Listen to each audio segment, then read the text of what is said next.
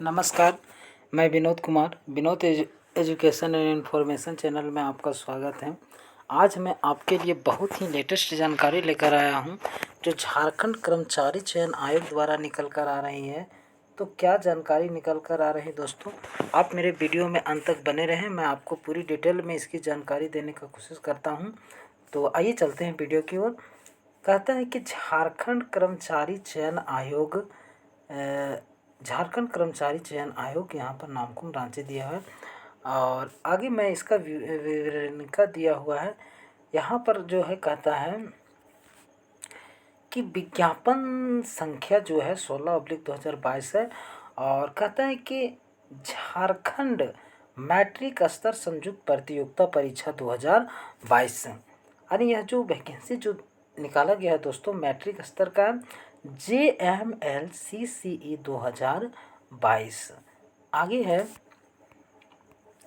यहाँ पर जो निकाला गया है कहता है कि उद्योग विभाग झारखंड रांची अंतर्गत कीट पालक एवं समकक्ष तथा कुशल शिल्पी एवं समकक्ष पद के लिए जो है रिक्तियों के विरुद्ध जो है नियुक्ति के लिए भारत के नागरिकों द्वारा जो है विहित प्रपत्र में झारखंड मैट्रिक स्तर संयुक्त प्रतियोगिता परीक्षा 2022 के लिए ऑनलाइन आवेदन आमंत्रित किए गए हैं। यानी जो है झारखंड उद्योग विभाग रांची के अंतर्गत जो है कीट पालक और कुशल शिल्पी के जो है मैट्रिक स्तर संयुक्त प्रतियोगिता परीक्षा 2022 के लिए जो है ऑनलाइन आवेदन आमंत्रित किए गए हैं।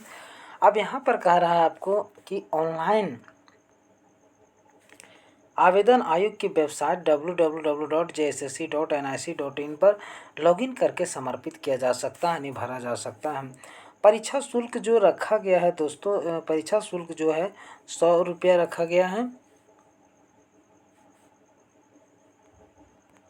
परीक्षा शुल्क जो है आपको 100 रुपये रखा गया है और आगे इसमें है कुछ निशान कहता है कि अनुसूचित जनजाति अनुसूचित जाति के लिए जो है 50 रुपये फीस रखा गया है। आगे मैं बता देता हूँ यहाँ पर दोस्तों जो है आपको की बात जो है यहाँ पर सीट दे दिया गया है। जैसे यहाँ पर आपको दिया गया है कि कीट पालक एवं समकक्ष उद्योग विभाग के लिए जो है कुल जो है अप टू 68 पद जो है और इसमें कैटेगरी वाइज दिया हुआ जैसे जो अनुसूचित जनजाति है, अनारक्षित है, अत्यंत पिछड़ा वर्ग है, सभी के लिए जो यहाँ पर दिया गया और कुल जो है 268 है। नेक्स्ट जो दिया गया है आपको दोस्तों ये दिया गया है कुशल शिल्पी एवं समकक्ष उद्योग का जो विभाग दिया गया कहता है कि यहाँ पर जो 187 पद दिया गया है, 187 पद दिया गया है। आगे जो है यहाँ पर आपका शैक्षणिक योग्यता में आपको यहाँ पर कहता है कि यानी ये शैक्षणिक योग्यता उसके लिए जो कीट पालक एवं समकक्ष उद्योग विभाग यानी जो पद के लिए कहता है झारखंड राज्य में अवस्थित मान्यता प्राप्त शैक्षणिक संस्थान से न्यूनतम मैट्रिक 10वीं कक्षा एवं झारखंड रेशम तकनीकी विकास संस्थान चाईबासा से 1 वर्षीय certificate course in sericulture, silk weaving, silk dyeing, printing उत्तीर्ण अथवा 2 वर्षीय 10+2 इंटर व्यावसायिक कोर्स में जो है सेरिकल्चर या टेक्सटाइल में उत्तीर्ण होना चाहिए। आगे है आपका कहता है यहाँ पर कि कुशल शिल्पी एवं समकक्ष पद उद्योग विभाग जो है दिया गया है और यहाँ पर कहता है झारखंड राज्य में अवस्थित मान्यता प्राप्त शैक्षणिक संस्थान से न्यूनतम मैट्रिक 10वीं के साथ हस्तशिल्प में 1 वर्ष का सर्टिफिकेट कोर्स एवं हस्तशिल्प क्षेत्र में ख्याति प्राप्त संस्थान से 2 वर्ष का कार्यानुभव होना चाहिए। तो ये इसके लिए था। आगे मैं आपको लिखता हूँ यहाँ पर जो आपका उम्र का जो गणना किया जाएगा दोस्तों, यहाँ पर न्यूनतम उम्र जो है 1/8/2021 है और अधिकतम जो है 1/8/2021 है और जो दूसरे पद के लिए भी है उसके लिए भी 1/8/2021 रखा गया है और इसके लिए भी जो अधिकतम रखा गया है 1/8/2021। न्यूनतम उम्र सीमा जो है 18 वर्ष रखा गया है। और बाकी बात इधर जो आपको कैटेगरी वाइज जो है दिया गया है, जैसे जो है यहाँ पर एक में कहता है कि अनारक्षित एवं कमजोर वर्ग, आर्थिक रूप से कमजोर वर्ग के लिए 35 वर्ष है। दूसरा में दिया हुआ है अत्यंत पिछड़ा वर्ग जो अनुसूची 1 में आते हैं, और पिछड़ा वर्ग जो अनुसूची 2 में आता है उसके लिए जो आपको 37 वर्ष दिया गया है। और यहाँ पर उसके बाद और महिला के लिए अलग दिया हुआ है, कहता है महिला अभ्यर्थी चाहे वह अनारक्षित हो या आर्थिक रूप से कमजोर वर्ग में हो या अत्यंत पिछड़ा वर्ग जो अनुसूची 1 में आते हैं, पिछड़ा वर्ग जो अनुसूची 2, उनके लिए जो है 38 वर्ष रखा गया है। और वैसे कैंडिडेट जो अनुसूचित जनजाति के हैं और अनुसूचित जाति के हैं, चाहे वो महिला हो या पुरुष हो, उनके लिए जो उम्र सीमा 40 वर्ष रखा गया है। आगे है यहाँ पर आरक्षण। यहाँ पर जो स्थानीय निवासी प्रमाण पत्र लगता है उसमें लोगों का कन्फ्यूजन रहता है दोस्तों, तो आप पूरे ध्यान से समझें इसको। कहता है कि आरक्षण का दावा करने वाले सभी वर्ग के अभ्यर्थियों को कार्मिक प्रशासनिक सुधार तथा राजभाषा विभाग के पत्रांक 4650 दिनांक 2/6/2016 द्वारा निर्धारित प्रपत्र में अनुमंडल पदाधिकारी स्तर से दिनांक 2/6/2016 तथा इसके पश्चात निर्गत स्थानीय निवासी प्रमाण पत्र मान्य होगा। यानी सभी स्थानीय निवासी प्रमाण पत्र सभी अभ्यर्थियों के उम्मीदवारों के लिए कहा जा रहा है कि अगर आपका जो स्थानीय निवासी प्रमाण पत्र है 2/6/2016 या 2/6/2016 के बाद निर्गत है और वह अनुमंडल स्तर का है, तभी जो है मान्य होगा आगे। और यदि आपका अनुमंडल स्तर का नहीं है, कोई दूसरा है, तो देख लेते हैं क्या कंडीशन दिया है। कहता है कार्मिक प्रशासनिक सुधार तथा राजभाषा विभाग के पत्रांक जो है आपको 5752 दिनांक 19/7/2019 द्वारा निर्धारित प्रपत्र में दिनांक 19/7/2019 को अथवा उसके पश्चात अंचलाधिकारी स्तर से निर्गत स्थानीय निवासी प्रमाण पत्र मान्य होगा। कह रहा है कि आपका जो है 19/7/2019 या 19/7/2019 के बाद अंचलाधिकारी द्वारा निर्गत स्थानीय निवासी प्रमाण पत्र मान्य होगा। आपका अनुमंडल का अगर नहीं है तो कोई दिक्कत नहीं, लेकिन अगर अंचलाधिकारी ने ब्लॉक लेवल का है तो 19/7/2019 या 19/7/2019 के बाद का होना चाहिए, तब मान्य होगा। आगे देख लेते हैं क्या कंडीशन है। 19/7/2019 के पूर्व अंचलाधिकारी से स्तर से निर्गत स्थानीय निवासी प्रमाण पत्र मान्य नहीं होगा। कहता है कि 19/7/2019 के पूर्व अगर अंचलाधिकारी से निर्गत है तो वह मान्य नहीं होगा। आगे कहता है दिनांक 2/6/2016 के पूर्व किसी भी स्तर से निर्गत स्थानीय निवासी प्रमाण पत्र मान्य नहीं होगा। अगर आपका जो है स्थानीय निवासी प्रमाण पत्र अन्य आवासीय जो है 2/6/2016 के पूर्व के पहले का है तो वह किसी भी स्तर से मान्य नहीं होगा। कहता है कि परिशिष्ट में अंकित प्रपत्र भिन्न प्रपत्र में निर्गत स्थानीय प्रमाण पत्र जो है मान्य नहीं होगा। अब यहाँ पर कहता है कि आगे कहता है कि आवेदन समर्पित करने की अंतिम तिथि के पश्चात निर्गत स्थानीय निवासी प्रमाण पत्र मान्य नहीं होगा। यानी आवेदन जैसे आप समर्पित कर देते हैं, भर देते हैं, और उसके बाद अगर आपका जो है स्थानीय निवासी प्रमाण पत्र निर्गत होता है और अगर उसको आप देते हैं तो वह मान्य नहीं होगा। कहता है कि पिता या पति के आधार पर निर्गत स्थानीय निवासी प्रमाण पत्र ही मान्य होंगे। यानी आपको स्थानीय निवासी प्रमाण पत्र जो बनाना है वो पिता या पति के आधार पर ही निर्गत होना चाहिए। आगे इसमें है पति के आधार पर निर्गत स्थानीय निवासी प्रमाण पत्र या अन्य प्रमाण पत्रों में अभ्यर्थी का नाम भिन्न होने पर प्रमाण पत्रों के जांच के दौरान इस संबंध में शपथ पत्र समर्पित करना होगा। कहता है कि पति के आधार पर अगर आपका जो है प्रमाण पत्र निर्गत है और अभ्यर्थी का नाम अगर भिन्न है तो डॉक्यूमेंट जांच जिस समय किया जाएगा उस समय आपको जो है शपथ पत्र यानी एफिडेविट लगाना पड़ेगा। आगे जो है कहता है कि जाति प्रमाण पत्र। अब जहाँ जाति प्रमाण पत्र देख लेते हैं। कहता है झारखंड राज्य के अनुसूचित जाति अनुसूचित जनजाति के संदर्भ में जिला अनुमंडल उपायुक्त अनुमंडल पदाधिकारी स्तर से निर्गत प्रमाण पत्र मान्य होगा। अथवा में भी दिया है, यहाँ पर देख लेते हैं। यहाँ पर कहता है कि यहाँ कार्मिक प्रशासनिक सुधार राजभाषा विभाग पत्रांक जो है 1754 दिनांक 25/2/2019 द्वारा निर्धारित प्रपत्र में दिनांक 25/2/2019 को अथवा उसके पश्चात अंचलाधिकारी से निर्गत जाति प्रमाण पत्र जो है मान्य होगा।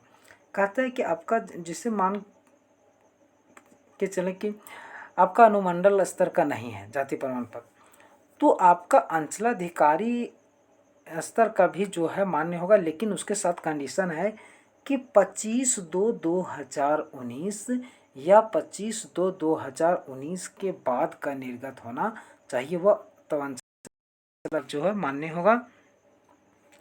नेक्स्ट यहाँ पर देखते हैं, यहाँ पर तो उसके बाद है, मैं आपको ले चलता हूँ यहाँ पर जो आपको फॉर्म कब से भराएगा, यहाँ पर आ जाइए। अब यहाँ पर दोस्तों यहाँ पर कहता है आपको कि रजिस्ट्रेशन करने का नंबर को फोकस करेंगे। कहता है रजिस्ट्रेशन करने तथा सूचना दर्ज करने हेतु दिनांक 11/9/2022 से 10/10/2022 की मध्य रात्रि तक, यानी आप अपना रजिस्ट्रेशन जो है 11/9/2022 से 10/10/2022 तक की मध्य रात्रि तक कर सकते हैं, फॉर्म को भर सकते हैं। ख नंबर कहता है कि परीक्षा शुल्क जो भुगतान करना है उसका जो 12/10/2022 की मध्य रात्रि तक कर सकते हैं।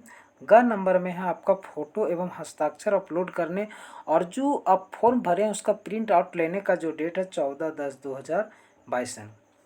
दोस्तों मैं एक अपने व्यूअर और अपने सब्सक्राइबर्स को मैं बता देना चाहता हूं कि जो यहाँ पर फ़ोटो और हस्ताक्षर जो कह रहा है कि अपलोड करने के आवेदन प्रपत्र प्रिंट आउट लेने के लिए जो 14/10, दोस्तों बहुत लोग जो है फर्स्ट पार्ट का रजिस्ट्रेशन कर दिए, उसके बाद परीक्षा शुल्क पेमेंट कर दिए, उसके बाद वे गलती क्या करते हैं कि फ़ोटो और हस्ताक्षर को अपलोड नहीं करते, जिससे जो आयोग द्वारा जो है उनके फॉर्म को जो है रिजेक्ट कर दिया जाता है। तो आप ऐसी गलती को ना करें। आप जो है परीक्षा शुल्क भुगतान करने के बाद अपना फ़ोटो और हस्ताक्षर को ज़रूर से ज़रूर अपलोड करें। दोस्तों फ़ोटो और हस्ताक्षर के बिना जो है फॉर्म कंप्लीट नहीं होता, वो इनकम्प्लीट फॉर्म होता है।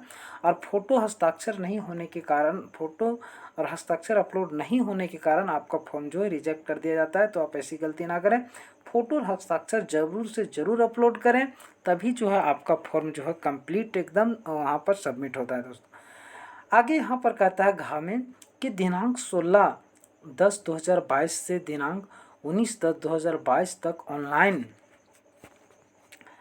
ऑनलाइन आवेदन किसी ऑनलाइन आवेदन पत्र में किसी भी अशुद्धि को प्रविष्टि में संशोधित करने के लिए पुनः खोली जाए।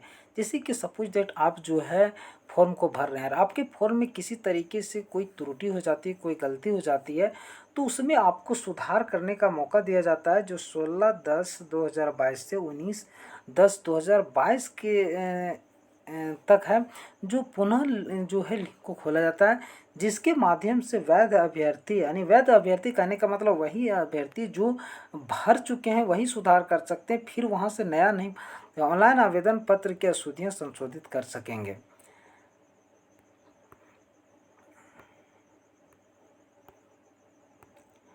दोस्तों यहाँ पर देख लेते हैं कि परीक्षा का स्वरूप कैसा रहेगा।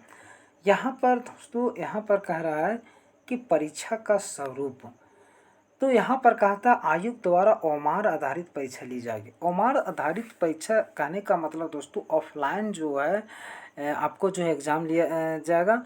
परीक्षा यदि विभिन्न समूहों में लिया जाता है तो अभ्यर्थी का प्राप्तांक का नॉर्मलाइजेशन किया जाएगा। अगर कहता है कि परीक्षा अलग अलग समूहों में लिया जाता है तो अभ्यर्थी द्वारा प्राप्त प्राप्तांक का जो नॉर्मलाइजेशन किया जाएगा एवं मेधा सूची के उपरांत जो नॉर्मलाइज अंक के आधार पर ही तैयार किया जाए। मेधा सूची जो बनेगा, जो आपको नॉर्मलाइज अंक मिलेगा उस पर वह परीक्षा फल प्रकाशन के पश्चात उन्हें नॉर्मलाइज अंक ही दिया जाएगा।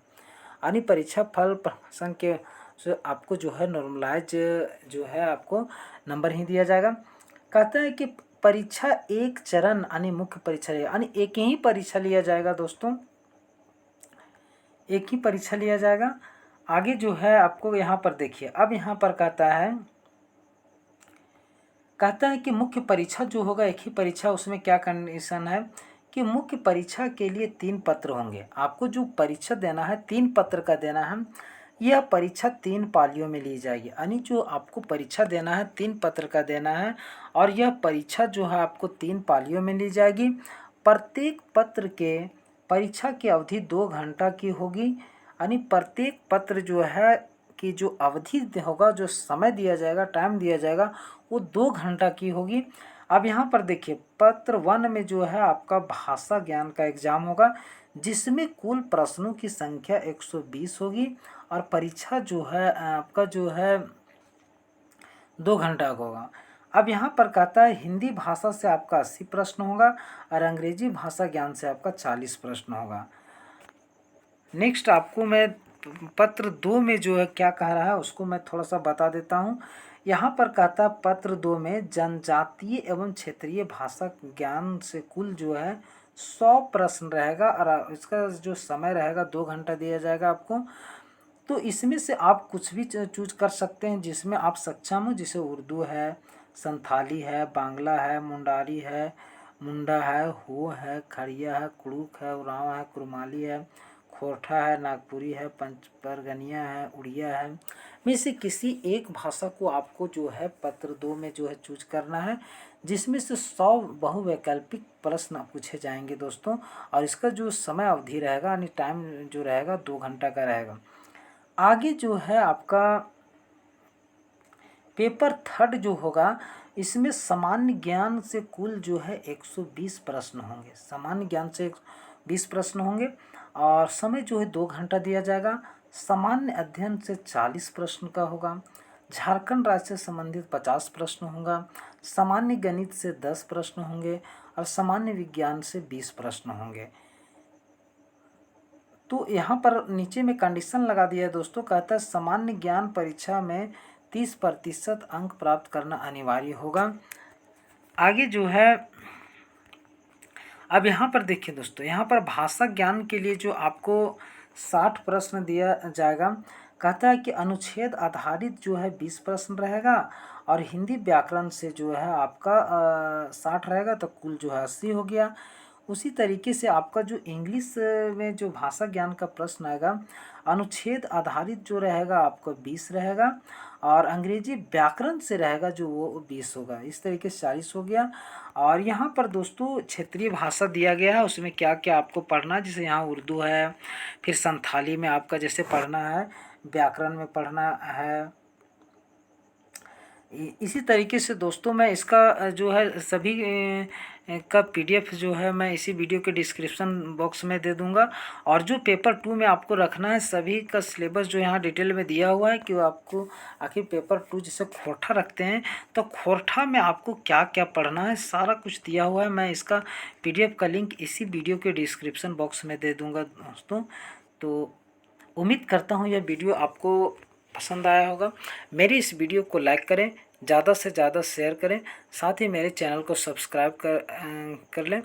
मैं आपके लिए एजुकेशनल, प्रतियोगिता परीक्षा से संबंधित और लेटेस्ट इन्फॉर्मेशन का वीडियो लेकर आता रहता हूं। तो इस तरीके का वीडियो देखने के लिए मेरे चैनल को आज ही सब्सक्राइब करें। धन्यवाद।